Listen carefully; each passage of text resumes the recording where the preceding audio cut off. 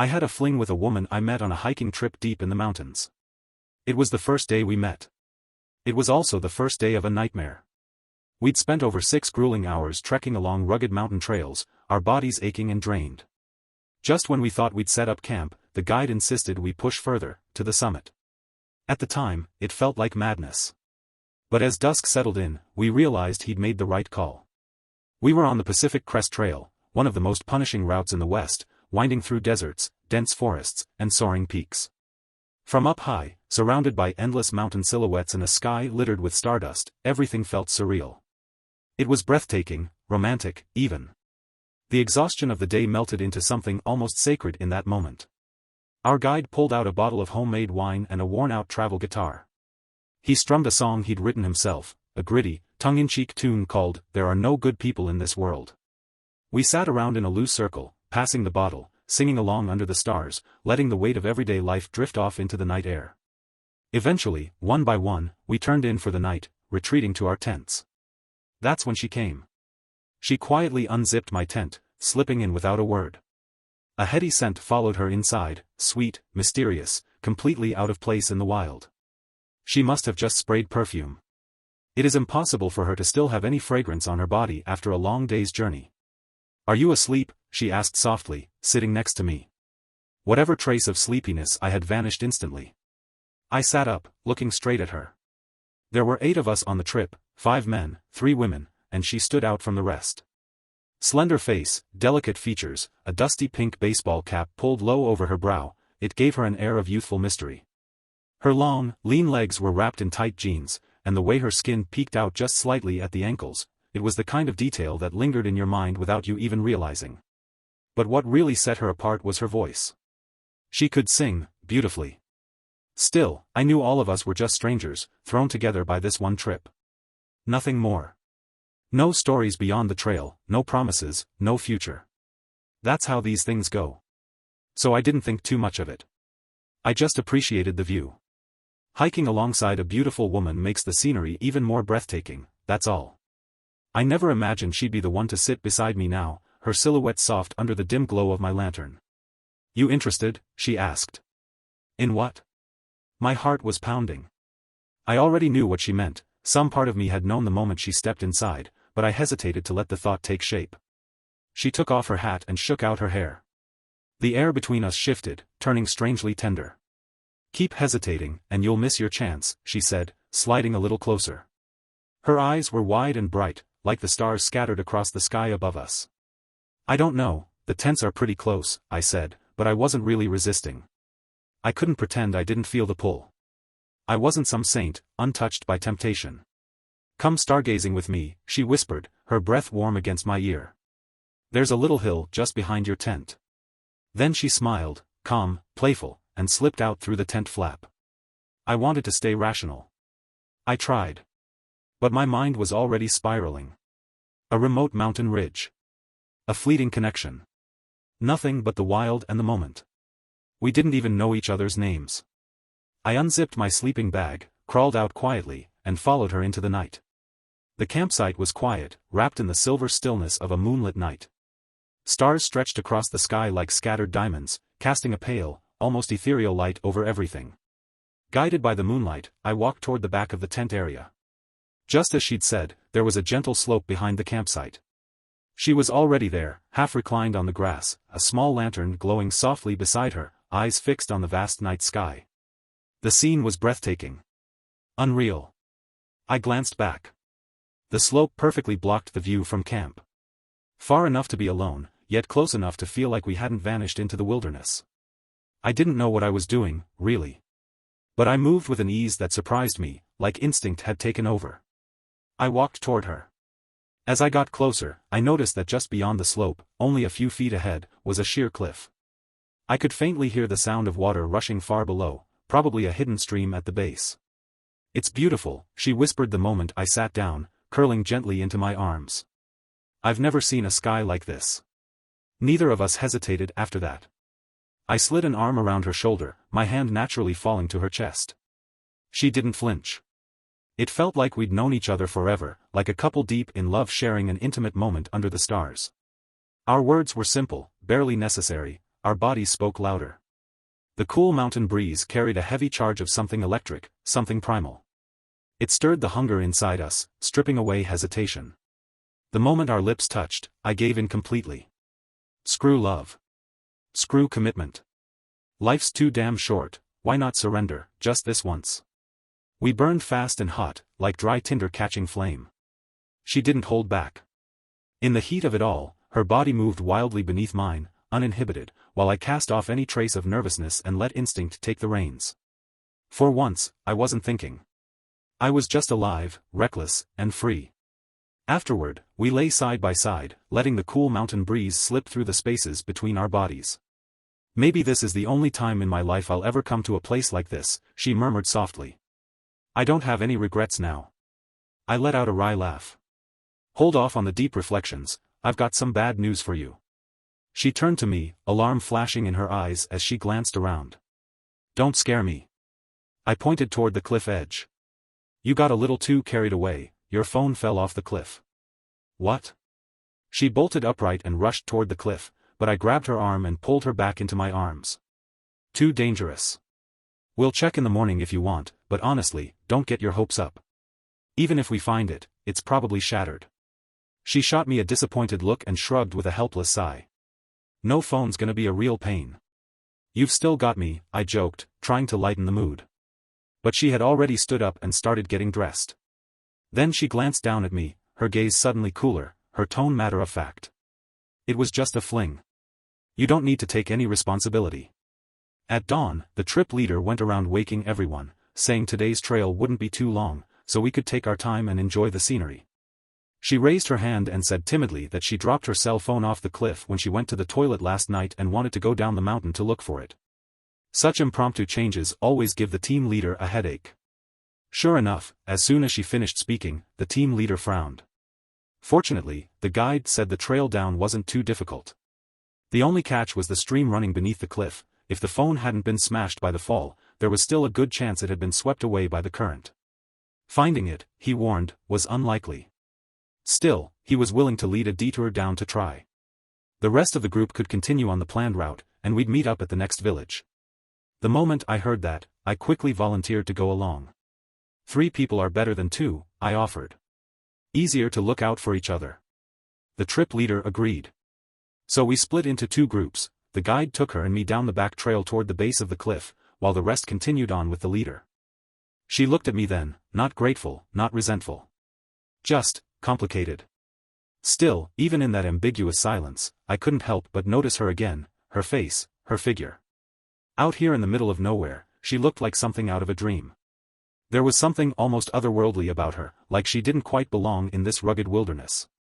As we made our way down, the guide kept us entertained with stories about the region, local legends, strange sightings, quirky hikers he'd met along the trail.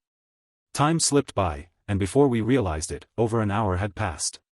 The sound of rushing water grew louder, and finally, we reached the stream at the base of the cliff. And then, surprisingly, we saw it. The phone we'd assumed was long lost was right there in front of us. The body was bent, the screen completely shattered, half submerged in the crystal-clear water, wedged between smooth river stones. It looked oddly out of place in such a pristine, untouched setting, like a piece of modern life dropped into a postcard. I bent down, pulled it out, and handed it to her. She pressed the power button again and again, but nothing happened. The phone was unresponsive. Keep it as a souvenir, the guide said with a hint of regret, watching the ruined phone drip in her hands. At least the trip wasn't for nothing. If we follow this stream, we'll actually reach the next village. It's part of an old hiking trail, not used much anymore. During the summer rains, it gets too dangerous, but it's dry now. Might be fun to experience a hidden route. She slipped the dead phone into her backpack, glanced at me, and said, "Don't lose me on the way." For a moment, I felt like there was something more behind those words. Maybe it was just my imagination. Maybe not. But I didn't dare meet her eyes. I couldn't afford to. I had a wife. We'd been married 5 years. Over the next few days, we crossed mountain after mountain, weaving through dense forests and climbing nameless peaks. We sang, played trail games, shared stories, but we never camped outdoors again. These days, the mountain regions had developed quickly. The infrastructure was solid, and there really was no need to rough it intense just for the experience. Every night, we stayed in small villages, warm beds replacing sleeping bags. Strangely, I started paying more attention to where we'd be sleeping each night.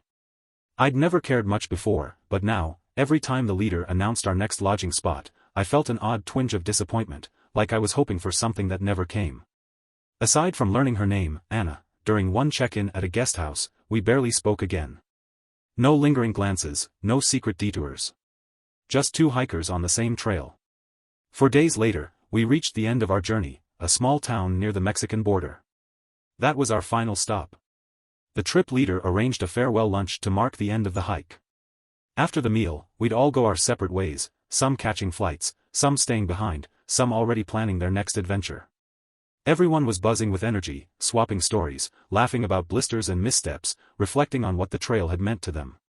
But me? I sat there quietly, listening but not really hearing, lost in a silence that had nothing to do with the end of the trail. She didn't show up for the lunch. I picked at my food, barely tasting it, then quietly slipped away. I wandered the streets for a bit, not really sure what I was looking for, until I found her sitting on the rooftop terrace, legs swinging over the edge, earbuds in, quietly mouthing the words to a song. For a while, I just stood there, watching her from a distance. Then, after some hesitation, I walked over. She noticed me, pulled out one earbud, and smiled. "Thanks, by the way. I've been using your money these past few days." I said calmly, "It's okay, it's what I should do." "Should it?" She raised an eyebrow, an incredulous look on her face.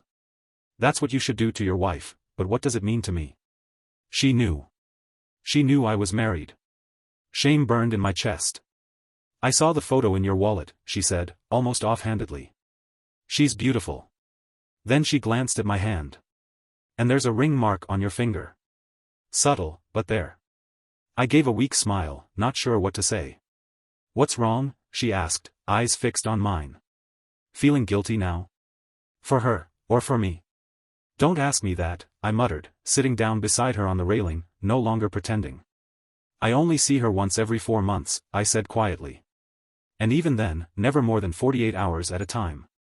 That's been our entire marriage, for 5 years. Honestly, sometimes it doesn't even feel like a marriage at all." "I see," she said softly, inching closer. Then she leaned in, voice low and teasing, "So, do you want to make love again?" My heart skipped. She burst out laughing before I could answer, covering her mouth like a teenager caught telling a dirty joke. "Don't dream, I'm just kidding," she teased. Then, with a grin, added, "Can you do me one more favor?" "How can I help you?" "Buy me a phone," she said, still smiling. "Otherwise, I've got no way to get home." I let out a breath of relief. "Of course. There's a mall nearby, pick whatever you want, I'll get it for you." She glanced at me, eyes half closed in that playful, unreadable way, then gave me a slow once-over. "You know, you're actually not so bad." I raised an eyebrow, half smiling. "Not bad because I'm buying you a phone?" "No," she said, grinning. "Not because of that. You play guitar well, you sing well, and, well, you're good in bed, too." I left the small town with a mess of thoughts in my head and returned home. The house was as empty as ever. I never thought I'd be the kind of man who cheated. Selena and I had been college sweethearts, the kind of couple people talked about like a fairy tale. On paper, we were perfect. A love story straight out of campus legend. She was brilliant, top of her class. I was chasing dreams with my guitar. She ran the student council. I ran the band. She published essays and articles. I wrote songs and played gigs. It was always meant to be. We got married 2 years after graduation. Her career took off almost immediately, she was transferred overseas not long after the wedding. Promotions followed one after another, and by the time she hit 30, she was already an executive. Now she's barely home, maybe 3 or 4 times a year, never for more than a few days at a time. As for me, after a few failed career starts, I gave up trying to keep pace. I became a stay-at-home husband. Sometimes I took on a few gigs, sold a song or two, offered private guitar lessons here and there. Selena and I. We've been drifting apart, and anyone could see it. That hiking trip, it wasn't just a getaway. It was something I came up with because I had nothing else to do, nothing to anchor me, nothing to distract me from the quiet weight of being left behind. When I told Selena I wanted to go on a hiking trip to clear my head, she immediately wired me $10,000. I couldn't tell whether that felt like love, or pity. Somewhere in that thought, I drifted off on the couch. I dreamed of that night on the mountaintop, Anna and I, breathless in the cold night air, then, suddenly, floodlights cut through the darkness. Selena appeared in front of me, her eyes staring at me like I was some disobedient house pet. I'd betrayed her. Betrayed everything we'd built over a decade. The days that followed blurred into a fog. Half a month passed, and I barely spoke to Selena beyond the basics. She was either on conference calls or out at dinners with clients. We were like two living alarm clocks, good morning and good night, nothing more. So I kept playing the role of the stay-at-home husband. Another couple of weeks slipped by. Same routine, same emptiness. Then one afternoon, I received a text from an unknown number. "I'm in LA. Take me out for dinner?" My heart skipped a beat. I didn't recognize the number, but I knew exactly who it was. There was no hesitation. "Where?" I typed back. Her reply came instantly, the varnish. 6 p.m. The moment I saw her message, a current shot through my whole body, warm, sharp, electric. On the way there, my mind ran wild, spinning through 1,000 different ways to say hello.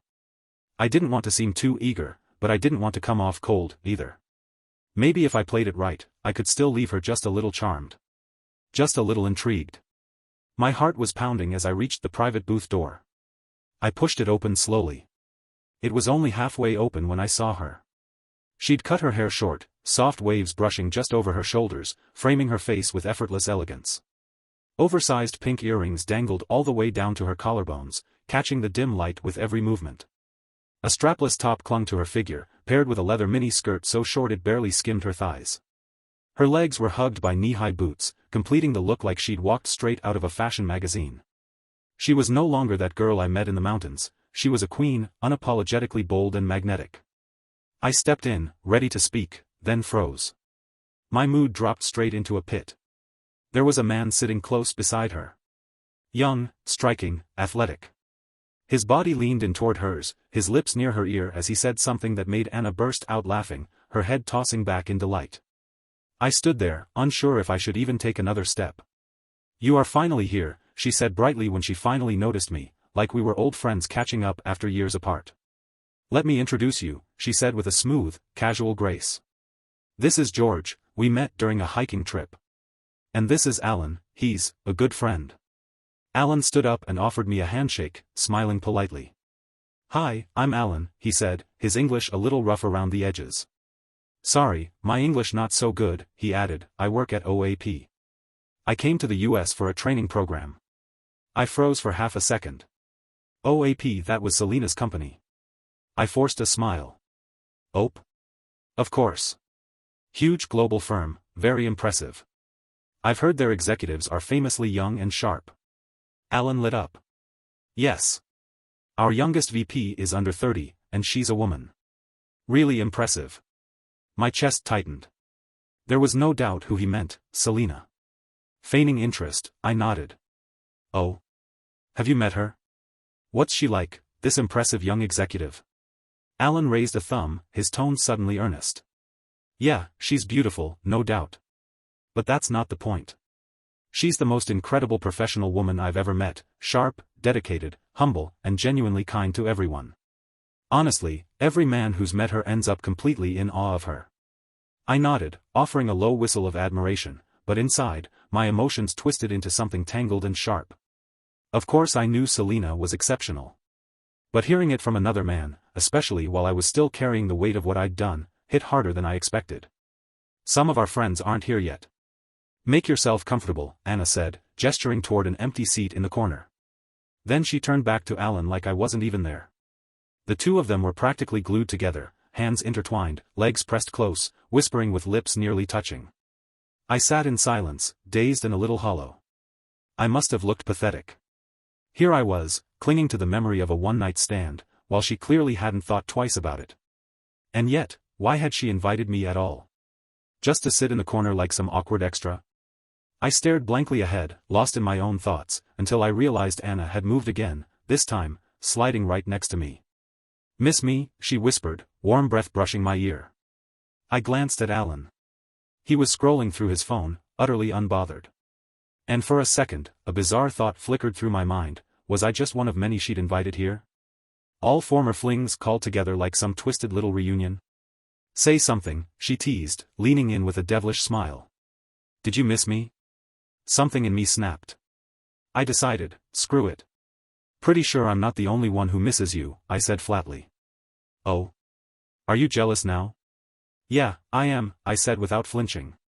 If you've already moved on, then why the hell did you ask me to come here? You really want to know? Anna grabbed a bottle of beer from the table, held it out to me. Finish this, and I'll take you somewhere special. I took the bottle and drained it in one go. Impressive, she said with a smirk, then suddenly leaned in and kissed me on the cheek before grabbing my hand and pulling me toward the stairs. We climbed up to the second floor. It was a karaoke lounge, but at this hour, it was still mostly dark and quiet, no music, no voices, just a faint echo of someone testing a mic in the distance. Anna led me down a long hallway, past empty rooms, until we reached one tucked deep in the back.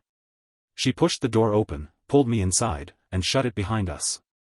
The moment the door clicked shut, she launched herself into my arms, trembling as she whispered, "Kiss me." It was like I'd been cast under a spell. I didn't even hesitate. I kissed her hard, hungrily, like everything I'd been trying to hold back had finally snapped. She clung to me, then pulled me down onto the couch with her. Just like that night on the mountain, it all ignited again. The chemistry between us was wild, instinctive, chaotic. We didn't care who might walk in, didn't care that we were just a door away from the world outside. In the middle of it all, I tangled my fingers in her hair and growled through clenched teeth, "Why'd you bring him? Why did you sit so close to him?" She didn't resist. Her voice was raw, breathless, honest. "Because I hate you," she spat. "I hate that you're married. I hate that you disappeared for days. I hate that you left me behind in that damn town. You bastard. You selfish, disgusting man." The more she cursed me, the more violently I craved her. I didn't feel like a person anymore, just an animal, driven by rage and lust and guilt.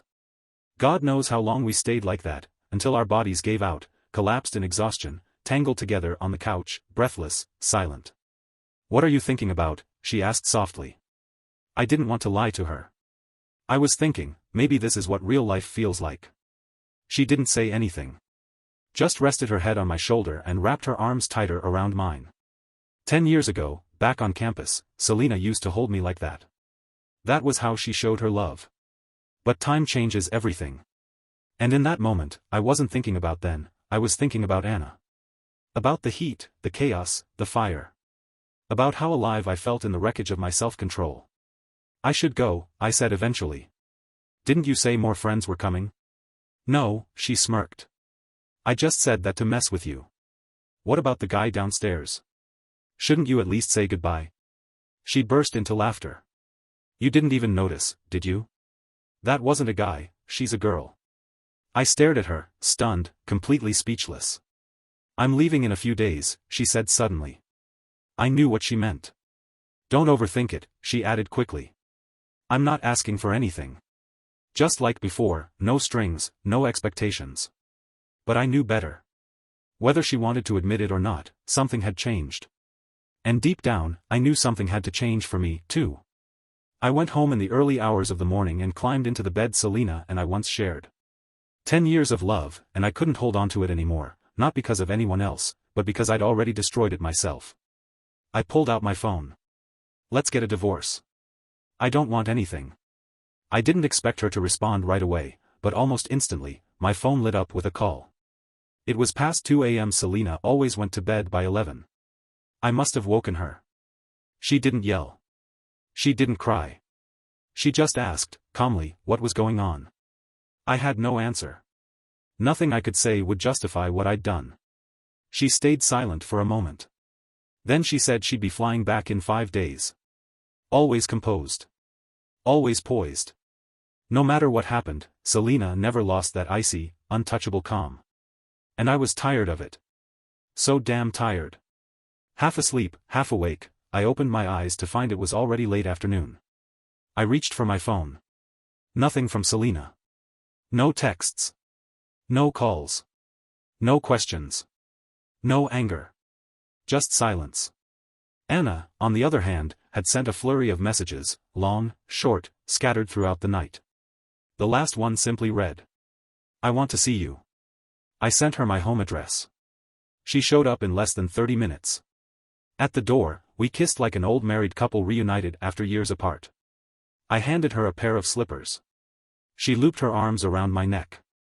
I made coffee. She offered to cook dinner. I carried her into the bedroom. She closed her eyes, as if everything between us had already been decided. And then, beneath the framed wedding photo of Selena and me, on the very bed that once defined our marriage, Anna and I lay tangled together, skin against skin, reckless, breathless, lost in the illusion that nothing else mattered. We screamed, we laughed, we clung to each other like the world outside that door didn't exist. Then the bedroom door opened. Selena stood in the doorway, expressionless. For a second, everything stilled. I looked at her, and felt no fear, no shame. Just a strange, unexpected sense of relief, like I'd finally dropped a burden I'd carried far too long. I pulled Anna closer, deliberately, possessively, lit a cigarette, took a slow drag, and exhaled the smoke in Selena's direction.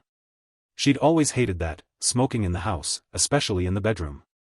Especially on the bed. Selena stood there for a moment. Then turned and walked out of the house. Anna was shaking. She clutched the blanket tightly to her chest. "I like you," she said, her voice small. "I knew you had a family, but I'm scared." I kissed her on the forehead, then climbed out of bed and started gathering my things. That night, I moved into Anna's apartment. I was no longer bound by marriage, no longer tethered to the illusion of a home. Day and night, I was with Anna, wrapped in sheets, wrapped in her limbs, losing myself in a version of me I didn't know existed. I had no idea I could be so animalistic, so insatiable. Anna teased me, laughing that just looking at me made her knees weak. But the truth was, all that frenzy, all that fevered desire, was just me burning time, waiting for the inevitable. A week later, Selena finally messaged me. She wanted to talk. I told Anna, almost proudly, and even asked if she wanted to come along. "You've lost your damn mind," she said, half laughing, half serious. "You want me to walk into a landmine like that?" "No, thanks." But then she wrapped her arms around my neck, her voice soft and syrupy. "No matter how it goes. I'll always support you. I understand you. You don't need to feel any pressure." She kissed me on the cheek. "I'll always love you." And in that moment, I wanted to curse the universe. Why did it take so long for her to show up in my life? I met Selena at a small cafe just down the block from our old apartment. She looked thinner than she had just a week ago. Her eyes were shadowed with deep circles. Something about that tugged at me, a flicker of guilt I hadn't expected. But I knew her too well. Selena hadn't come to talk about love. She was here to resolve a problem, calm, direct, clinical. There would be no small talk, no arguments. She was far too composed for that. Sure enough, she got straight to the point. "Are you sure you want the divorce?" "Yes," I said firmly. "I don't want a cent. You earned everything in that house, it has nothing to do with me." Without a word, she reached into her bag and pulled out a divorce agreement, already drafted and signed on her end. Everything was as I expected, the house, the car, the savings, all hers. Her future income, her assets, entirely her own. It was fair. Completely fair. I picked up the pen and moved to sign my name. But just as I began to write the first letter, a familiar hand pressed down on mine. I looked up. Anna was standing there, smiling. I opened my mouth, stunned, about to ask what she was doing, but before I could say a word, she slid into the seat beside me, turning to face Selena. "He can't walk away with nothing," Anna said calmly. "This wasn't all his fault.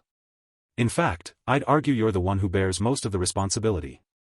I tried to stop her, reaching out, but she ignored me completely. "You were too busy chasing your career.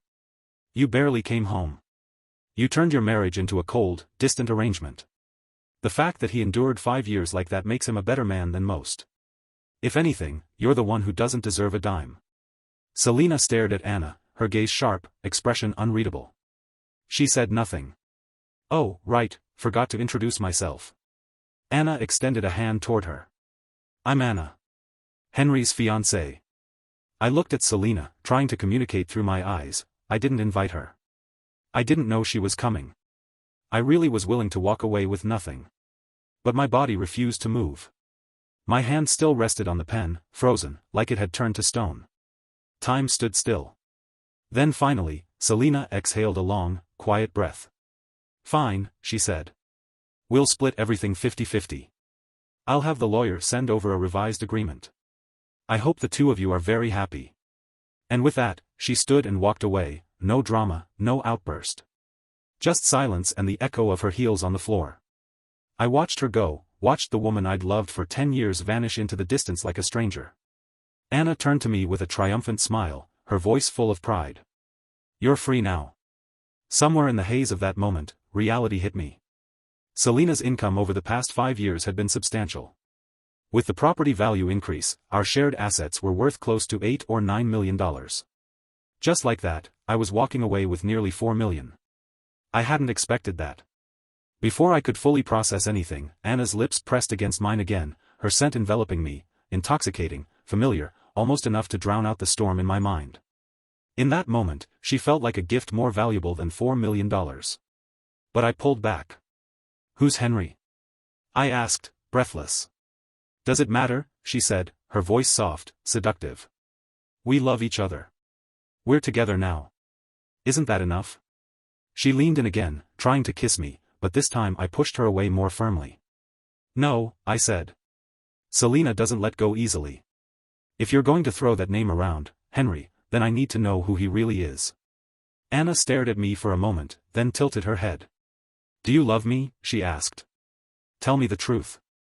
No matter what your answer is, I'll tell you everything." "I love you," I said, almost without thinking. She sat down in the chair Selina had occupied just minutes earlier, staring out the window. Something about her posture sent a chill through me. "Your wife has been cheating on you," she said quietly. "With Henry, my fiancé." My stomach dropped. Anna reached into her bag and pulled out a stack of photographs, paparazzi style, grainy, taken from a distance. But unmistakable. Selina and a man. At the beach. At a hotel. At the airport. Laughing, walking close, sometimes even holding hands. "Henry's one of the senior executives at OAP," Anna said flatly. "Just like Selina. They've always kept a clean public image, unattached, career-driven, perfect. But they've been sleeping together for at least 3 years." Her voice was calm.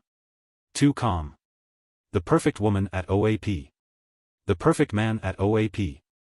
Two high-powered professionals who traded in their vows for secret rendezvous. And suddenly, everything made sense. The months of silence. The weekends that always came with excuses. The fleeting visits, always sandwiched between flights and conference calls. I used to think Selina was just consumed by work. Turns out, it wasn't just work that had her attention. It was him. "I was with Henry for 8 years, Anna said, her voice low and trembling. "We were engaged. We had a wedding date. I waited like a fool, thinking he'd build a future with me." I looked up sharply, eyes locking on hers. "That's right," she continued, "when I met you during that hike, when I showed up on that mountaintop, it wasn't a coincidence. I planned it. I seduced you on purpose. It was all to get back at that bitch Selina. A woman scorned, willing to become the very thing she despised, to take revenge on the one who stole her life. She'd used her body, her pride, for a stranger, all in the name of vengeance. You probably think I'm disgusting, don't you?" she whispered, her voice cracking. "My body's filthy. My soul's even worse. Someone like me doesn't deserve to be with you." I didn't say a word. "But whether you believe me or not," she said, tears welling in her eyes, "when I came to LA to find you, it wasn't about Selina anymore. It was because I realized I'd fallen for you." A tear slipped down her cheek. "For 8 years, I thought a good man was someone like Henry, polished, logical, well-mannered. But after I left that little small town and tried to go back to my old life, I realized, what I wanted was something real. Someone real." She took a shaky breath. "You're real. You're talented, funny, thoughtful, and flawed, yes, but human. You made me feel alive in a way he never did. That's when I knew it wasn't revenge anymore. It was love." Anna stood up slowly, wiping her tears with the back of her hand. "I'm sorry," she said quietly. "If you still want me, I'll spend the rest of my life loving you. But if not, I won't show up again. This is goodbye." And then she turned to leave. Just like Selina, she left me a parting image, a silhouette walking away. Only this time, it was the woman I had loved for just a few short days, and somehow, it hurt just the same. The moment I realized I had lost Anna, I panicked. She was in my head, morning, noon, night. Awake, asleep, dreaming or dazed, it didn't matter. She was everywhere. I tried to call her. The number was disconnected. She was gone. A woman I never truly deserved. And now, I had nothing. I drifted through the days, holed up in a short-term rental, drinking myself into oblivion. The place reeked of vomit and stale liquor. The neighbors thought something had died and called the cops. The landlord kicked me out. I ended up on a street corner, clutching my guitar like it was the last thing tethering me to the world. Every day, I wrote a song. The pain, the longing, it poured out of me. I had never felt inspiration like this before. Some people passed by and thought I was just another homeless guy, asked if I needed spare change. Others saw something different, a broken artist, tragic and romantic. They started recording videos of me, posting them online. I don't know how many days passed, but more and more people began showing up. Crowds gathered. They held up their phones to take pictures of me. Someone recognized me, introduced me as the songwriter behind a viral hit. Soon, people came not just to see me, but to sing with me. They'd form circles around me, swaying and weeping as they sang my songs. Some lined up just to take a picture with me. Life is strange. So damn strange. And then, one day, a voice cut through the noise. "What's your favorite song?" I didn't even hesitate. "River," I said. "Why?" I looked up slowly, pushing back the tangled strands of hair from my face. And saw it. That pink baseball cap. "It's because of you," I said. Anna's eyes filled with tears. She crouched down beside me, took the guitar from my hands, and began to play River, the very song that had bared my soul. Someone in the crowd recorded that moment. In the video, the comments lit up, "I've never seen him smile like that before." And it was true. For the first time in forever. I smiled. I left the street corner behind, said goodbye to the crowds, and stepped into something real, something lasting, with Anna. And as it turned out, the surprises she had for me were just getting started. She wasn't just the woman who turned my world upside down, she was brilliant. A top student, graduate of an elite university overseas. Her academic record was spotless, her mind sharp and quick. Her parents had retired to the French countryside, living in a charming villa with a sprawling garden. The first time we spoke over video call, they were outside grilling, sipping wine, and tossing a ball for their golden retriever. After we got back together, Anna made her expectations clear, especially when it came to marriage. No big wedding. Just a marriage license. No banquet. Just a trip somewhere we'd remember. No diamond ring. Not even a formal introduction to her parents. What was I supposed to say? We got married. I always joked that Anna was my lucky charm. Ever since we became official, everything in my life took off. I started writing more songs, performing again, building an audience through live streams and gigs. The income surged. For the first time, I wasn't scraping by, I was thriving. Within a year, I bought a multi-million-dollar house in Los Angeles. I didn't tell Anna about it. I wanted it to be a surprise. Quietly, I added her name to the deed. But when she found out, her reaction was underwhelming. Just a soft, "Oh." I was annoyed. I tried calling her, once, twice, several times, but she didn't answer. Each rejected call made my heart pound harder, a slow panic rising. After nearly half an hour of non-stop calls and video chats, she finally picked up. "You're insane," she said, glaring into the camera. "You keep calling like a maniac, I'm at my ultrasound appointment." She turned the camera slightly and held up a scan. "You're going to be a dad. Try saving your money for that." I sat there, stunned, staring at the screen as she huffed in the hospital waiting room. And suddenly, everything else faded away, because all I could feel was joy. Pure, unshakable joy. The next year, our daughters were born, twin girls. A year after that, our new home was finally ready. A spacious 3,000-square-foot house, something I'd never even dared to dream of in my past life. When I took Anna to see it for the first time, she walked through the rooms with just a quick glance and said she wanted to go home. I was surprised, maybe even a little disappointed. "You don't seem excited at all," I said. She smiled and replied, a house, savings, all that, it's just stuff. What really matters is that the four of us are safe and healthy. That's what's priceless. Tears welled in my eyes. I pulled her into a hug and didn't let go for a long time. With Anna busy caring for the babies, furnishing the new place became my job. The best furniture. The best appliances. The best of everything, because I wanted nothing less for Anna and our daughters. 6 months later, we finally moved in. We'd spent 3 years in that old rental. It had memories, sure, but it was never truly ours. Still, it was hard to part with some of the things we'd collected there, too many keepsakes, too many stories packed into boxes of every size. As I unpacked one by one, sorting things in the new house, an old box tipped over. A beat-up phone fell out, bent, screen shattered, sealed in a plastic bag. I froze. It was the phone Anna had lost on the mountainside all those years ago, the one that had tumbled off the cliff that first night we met. She'd kept it. All this time. She never threw it away. Something about that hit me hard. On a whim, I grabbed the phone and walked to a nearby repair shop. I don't know why, maybe I just wanted to bring a piece of that night back to life. It felt like a relic from the moment everything began. I went to several shops. Most technicians shook their heads the moment they saw it, too damaged, too old, not worth the trouble. Finally, one young guy looked it over, shrugged, and said, I can try. No guarantees, but I'll give it a shot.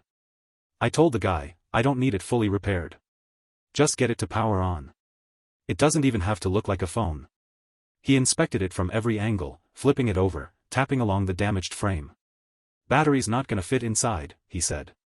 The casing's too warped. I'll have to mount it externally. Whatever works, I said. He worked on it for over an hour, carefully rigging the battery onto the outside. Then, suddenly, the screen lit up. The phone came to life. The first thing that appeared on the screen was a text message. Record footage of sleeping with him, $300,000 will be transferred to your offshore account immediately. My blood ran cold. I handed over $1,000 for the repair and stumbled out of the shop like I was sleepwalking, phone clutched tight in my hand, back to the house that was supposed to be a new beginning. The phone was old, but surprisingly clean. No photos, no social media apps, barely anything inside. Just a few text messages, and one video. I scrolled through the texts. Plane ticket, cash, the phone, and his background info are all ready.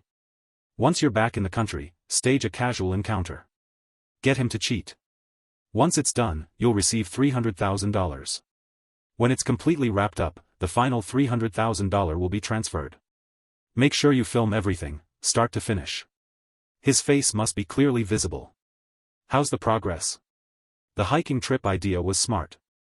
I'll help guide him toward it. Best case scenario, camping. More alone time, better opportunities. I've sent you the tour details. Join as soon as possible. Make the most of the camping night. That was the end of the messages. My hands trembled as I opened the video file. A dim night. A soft, glowing lantern. She sat on that mountainside, exactly as I remembered. Then, me. Sitting down beside her. She leaned into me. I wrapped my arm around her shoulder. And everything that followed. Every moment I thought had been spontaneous, passionate, real. It was all captured. All orchestrated. All recorded. And now, I saw it clearly, frame by frame. As our bodies moved in rhythm, reaching that fevered peak, the video captured it all, until, suddenly, her twisting motion knocked the phone over. The screen jerked violently. A few muffled thuds followed, then everything went black. I sat there on the floor, frozen, staring at the sender's phone number. It all made sense now, why she'd insisted on climbing down that cliff to recover a phone everyone assumed was lost forever. It wasn't about sentiment. It was about evidence. Every scattered detail from the past began to rearrange itself in my mind, forming a picture I hadn't dared to see before. Was OAP really that demanding? Demanding enough that a high-level executive like Selena could only make it home a few times a year? If she'd already found someone else, why didn't she push for a divorce? With her position, she could have ended our marriage at any moment. And Anna, all those times she said she couldn't connect with her parents because of time zone issues, was that ever the real reason? One by one, the little cracks came into focus, things I'd brushed off, things I'd convinced myself were nothing. I buried my face in my hands and screamed. The sound echoed through the empty house, our so-called dream home now filled only with silence and betrayal. Shaking, I pulled out my phone and searched, OAP executive Selena. The top headline hit me like a punch to the chest. Power couple, OAP exec Selena marries business tycoon Brian Carter. They got married just 6 months after our divorce. Brian, 15 years her senior, chairman of a major investment consortium. 2 years later, another headline. Selena and Brian divorce amid speculation. No one knew why. Gossip columns said Brian couldn't keep up with her sexually. Others claimed Selena had caught the attention of someone even more powerful, explaining her sudden resignation from OAP and her mysterious disappearance from the corporate scene. 5 years with Selena. 3 years with Anna. It all felt like a dream, disjointed, manipulated, unreal. Selena had hired Anna. That was the truth. The real reason OAP expanded its international presence and appointed Selena as an executive had little to do with merit, it was because of Brian. To secure Brian's affection, Selena had used everything at her disposal. And in return, OAP bent the rules for her. She was granted full autonomy to work remotely, travel at will, with no requirement to return to headquarters unless she wanted to. The position, the power, the prestige, it was all part of a carefully constructed illusion. For 5 years, Selena played the game perfectly, until she finally got what she wanted, Brian's proposal. But I was still in the picture. I was still her legal husband. She couldn't risk a divorce initiated by her own infidelity. A man like Brian would never marry a woman with that kind of stain on her record. The cleanest solution? Make me the one who walked away. Or better yet, make me the one who had to walk away. She'd become the wounded wife, abandoned, betrayed. The victim. But I'd grown numb. She'd treated me like a ghost for years, and I never thought to leave. I just existed in that hollow marriage. So she improvised. She found a poor, attention-hungry college student from a third-rate university, someone easy to manipulate. She staged the chance encounter, seduced me, made sure there would be proof. $600,000. For a struggling girl far from home, barely affording meals, it wasn't even a hard decision. But then, everything unraveled. Anna accidentally knocked the phone, with all the evidence, off the cliff. She lost contact with Selena, couldn't upload anything. So she had no choice but to stay with the hiking group and keep playing the role. She was never Henry's fiancée. Henry was Brian's bodyguard, he handled Selena's logistics, picked Anna up, arranged the meetings. That was it. And no, she hadn't seduced me to get back at Selena. That was just part of the narrative. A well-rehearsed lie to keep me emotionally tethered. Looking back, it's almost laughable. Selena never imagined that a washed-up nobody like me would ever bounce back, that I'd have enough money or drive to start connecting the dots. So she got lazy. Neither she nor Anna even bothered to use encrypted lines or burner numbers. They thought I'd fade away quietly. But one thing still didn't make sense. Why did Anna betray Selena? Why did she suddenly switch sides? Why would an employee turn against her employer? Unless, it really was what she said. Unless somewhere along the way, amid the staged affection and the lies, Anna had actually fallen for me. I wanted to dismiss it. I wanted to stay cold. But deep down, I already knew the answer. And then, everything became clear. The waitress brought over a small plate of cookies and set it gently on the table. "You seemed a little down," she said softly. "Here, something sweet. I hope it brightens your day." I picked up one of the cookies. Underneath it was a folded slip of paper, with a phone number written on it. The waitress glanced over her shoulder and gave me a subtle, flirtatious smile. And in that moment, everything clicked. Anna had changed her mind. She didn't want the $600,000 anymore. She wanted more. After all, if someone could afford to offer that much for a staged affair, the cost of a messy divorce would be far higher. When she left the small town, she didn't just disappear, she followed the money. Anna had tracked down OAP headquarters. She started shadowing Selena, snapping covert photos of her and Henry, convinced she had uncovered the real affair. Of course she believed Henry was the lover. If Henry had a fiancée, well, that just added fuel to the drama, didn't it? Then she returned to the Los Angeles, reached out to me again, lured me back in. The bar invitation wasn't a coincidence. It was a test. A rehearsal. She needed to see if I still wanted her. Once she knew I was completely hooked, she made her move.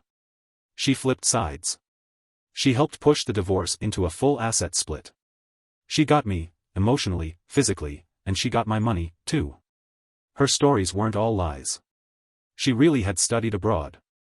But the degree? Fake. Even the picture-perfect parents in the French villa? Rented actors. They were American, yes, but the man was a driver, the woman a housekeeper. The villa belonged to their employers. So did the dog. That's why she rarely contacted them. Every appearance required planning, payment, timing. Every call was a stage production. Then my phone buzzed, snapping me out of my thoughts. A video message from Anna. She was curled on the couch, our twin daughters in her arms. She pulled silly faces at the camera while the girls giggled and mimicked her. A filter added animated hearts to their eyes, sweet, ridiculous, adorable. She said, "Honey, I miss you, and the baby misses you too. Please protect the three of us girls." And just like that, I didn't know whether I was the luckiest man alive, or the biggest fool in the world. Unless, it really was what she said. Unless somewhere along the way, amid the staged affection and the lies, Anna had actually fallen for me. I wanted to dismiss it. I wanted to stay cold. But deep down, I already knew the answer. And then, everything became clear. I told Anna I was leaving for a live streaming event, just another work trip, nothing unusual. But in truth, I crossed hills and rivers to return, quietly and alone, to that same small town where everything began. I waited a week, wandering through familiar trails and winding paths, until I finally found him, the guide from our old hiking trip. He was still there, just as I remembered, carrying that worn acoustic guitar on his back, moving between travel groups, leading tourists through the forests and hills with stories and songs. The moment he saw me, his eyes lit up. "Hey! I remember you," he said with a grin. "I've worked with so many hikers over the years, but you? You played guitar like a pro. Sang like it meant something. I even saw you online once. You're a big deal now, aren't you? Some kind of internet star." I smiled and pulled him into a hug. "I came back for something," I told him. "There's something I need to learn." He raised an eyebrow, curious. "I want you to teach me that song," I said. "The one you sang the night we camped on the mountain. The one you wrote yourself." He blinked, surprised. "That one?" "Yeah," I nodded. "There are no good people in this world.